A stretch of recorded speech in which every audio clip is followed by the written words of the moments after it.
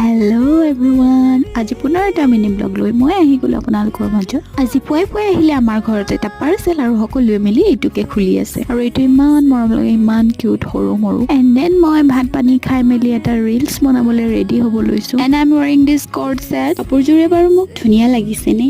এইযোৰ মই একচুৱেলি মিন্ট্ৰাৰ পৰা কিনিছিলো আৰু এই কাপোৰযোৰৰ কালাৰ এণ্ড ষ্টাইল বহুত ভাল লাগে মোৰ। আৰু মোৰ ডান্সটো দেখি চাগে গম পাইছে মই কোনটো গানত ৰিলছ বনাইছো। আৰু মই অলৰেডি আপলোড কৰিছো এই ভিডিঅ'টো, আপোনালোকে নাই চোৱা যদি চাব পাৰে। তাৰপিছত মই ইয়াত লুডু খেলত বহিলো।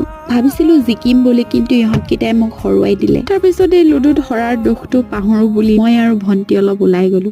এনে ওলাই যোৱা নাই, পিছে আমাক মায়ে অলপ বজাৰো কৰি আনিব দিছে। আমি ভাবিলো ওলাই গৈছোৱে যেতিয়া অলপ ফুৰিও আহো, আৰু আমি গৈ ওলালো আমাৰ ফেভৰেট স্পটত। यहाँ का नजारा মানে কি কম, একদম আঁখো কো সুকুন দেনে বালি। এয়া দেখিছেই নহয় সন্ধিয়া হ'বৰ হ'ল। আজিলৈ বিদায়, নেক্সট ভিডিঅ'ত লগ পাম।